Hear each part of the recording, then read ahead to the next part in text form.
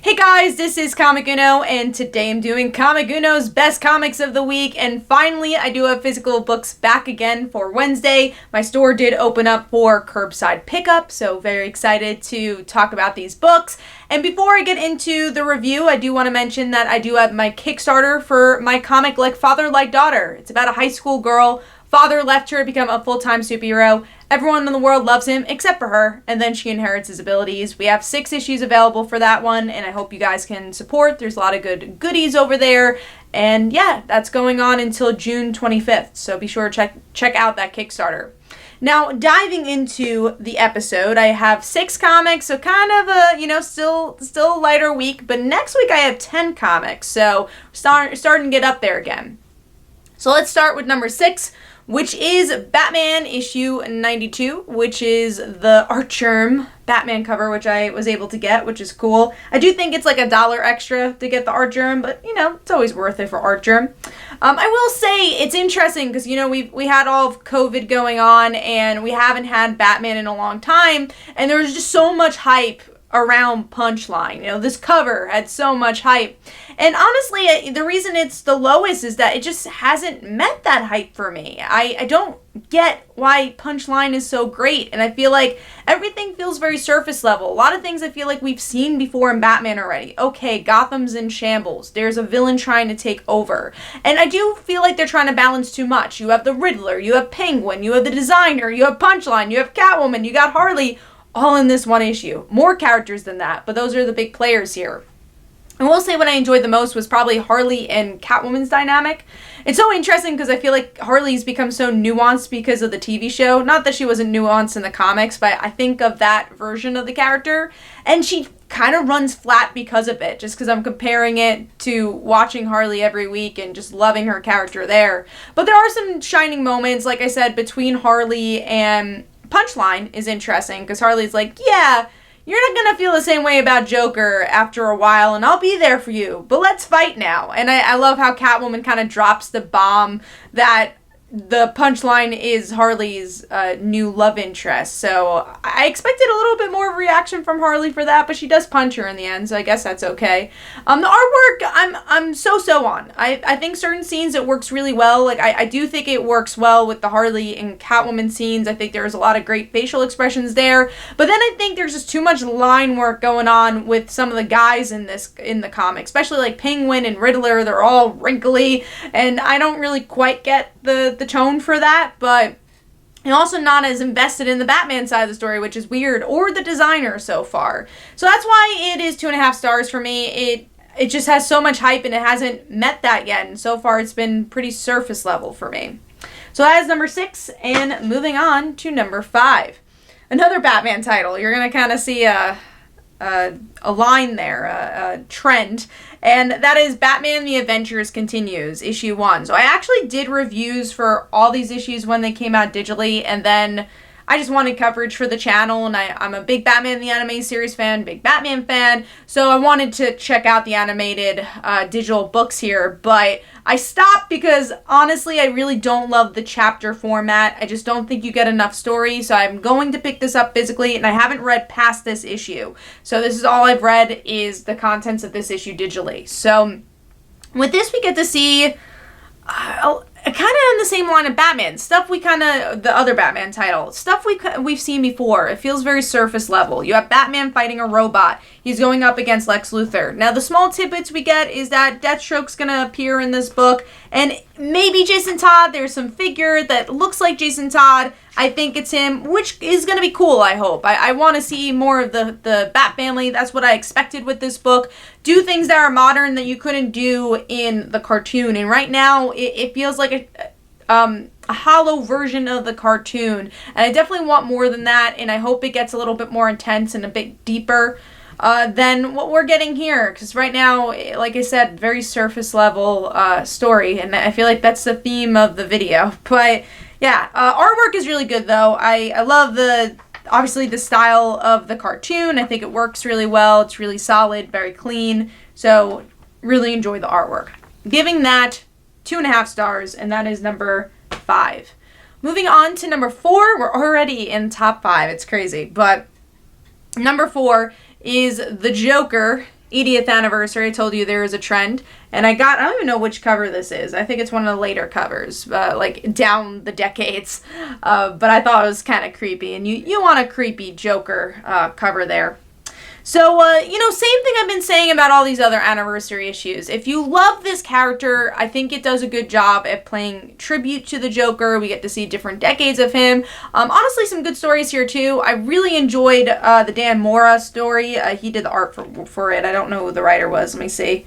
It was Gary Whitta and Greg Miller, and then Dan Mora did the art. And it's pretty much a life of, hey, how about if Batman died? What does this mean for the Joker? And then he ends up being like, a guy pushing papers with this really evil, menacing smile. And I thought that was a great story. And then you have like some classics like Denny O'Neil doing pieces here. That was the one that really stood out to me, was that Batman tale. Now the big one, if collector-wise, is that Punchline is also in this issue. You get a little bit of an origin for her. Not really why she's Punchline, but maybe like one of her first gigs, it looks like. And I love Janin's artwork, so that worked. But I'm like, I still don't know if I care about Punchline.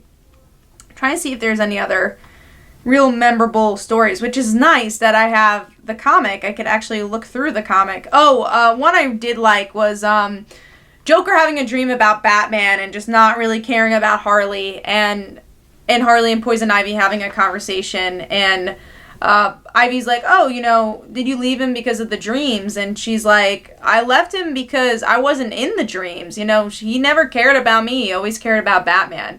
So I thought it was cool to get Harley's point of view in this story as well, because she's just as important to the Joker's narrative than anyone else. So it was cool that we got a little spotlight for her. But yeah, those are the ones that stood out to me.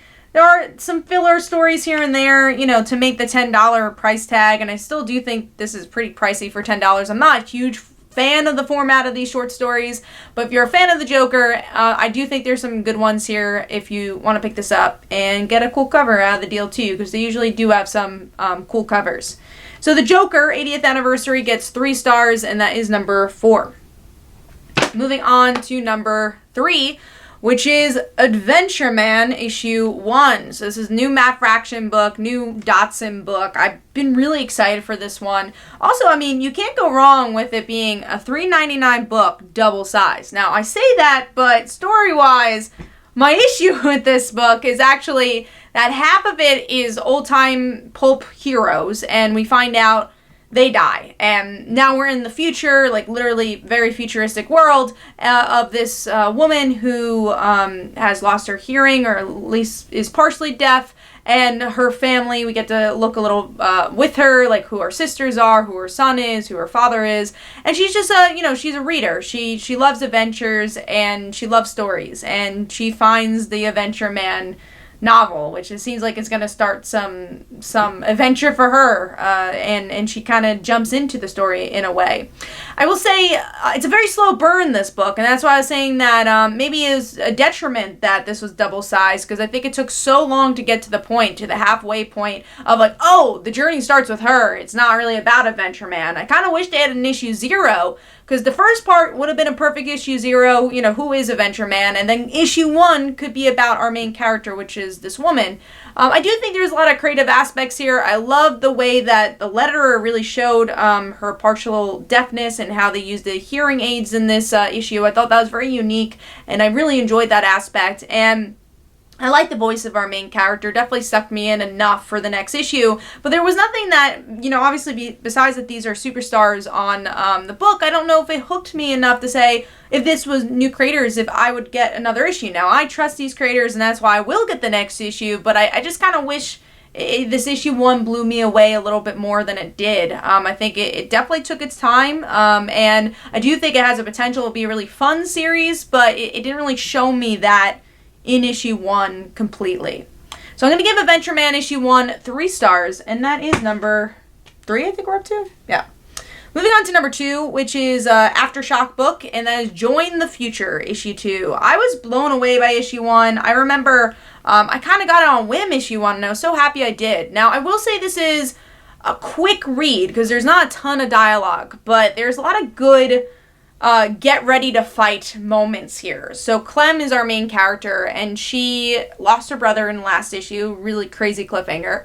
And now in this issue, she right away loses her dad. So she's an orphan, and she doesn't have any family. And the rest of the town's like, okay, well, these future people, they won. They should just take everything. We'll have to move on with our lives. And she's like, no, I want revenge. I'm going to kill these people. And no one's going to take my land, no matter what. And it's really her setting up to fight them back, and she meets this merchant who I guess is going to help her out. That was cliffhanger. I thought that was a little bit of a sudden cliffhanger. I didn't know if they built up to that character enough to be like, oh, okay, she met him. All right, now what? Especially because we had such a good cliffhanger in issue 1, but still a really solid story, and the artwork and especially the page turns for this issue, if you're reading it physically, were really good. There's some good splash pages here, and I like that it kind of took its time for us to feel what Clem's feeling and why she wants to have revenge. Artwork is really good, especially comparing the future life to this kind of traditional life that Clem's leading, and I'm excited to see these two different worlds kind of collide. But I enjoyed this one. So Join the Future issue 2 gets 4 stars, and that is number 2. Moving on to number 1, I was really happy with this issue. I got the foil cover. I didn't even know this was gonna be a foil cover. I just knew it was a gatefold, and that is Go-Go Power Rangers issue 32. And I've been a huge fan of Go-Go Power Rangers since day one, and the finale definitely did not disappoint. And it's kind of interesting to see how this book has grown into something completely different. When this book started, it was kind of like the Lost episodes. It was year 1 of the heroes, and what do they do to balance their lives as Rangers and also high school students, as the Mighty Morphin Power Rangers was building up to Shattered Grid.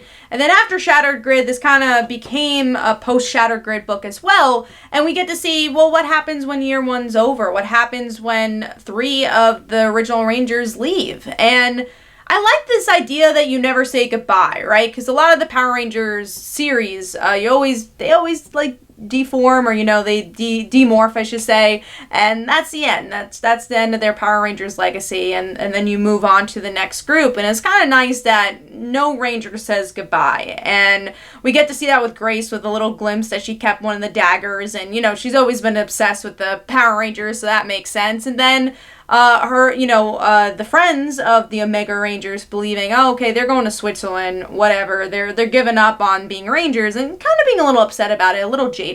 And we know that they're going to be Omega Rangers, and they even mention, well, you're going to be Rangers forever. This is what it is. Even if you're not Mighty Morphin Power Rangers, you're always going to be Rangers. And I really like that. And I really loved how creative and artistic the way the creative team showed them going separate ways. From the last page, where we actually get to see the Omega Rangers doing their thing, and then the Mighty Morphin doing the other, and they both say go-go, and I thought that was such a good way to kind of round it all up.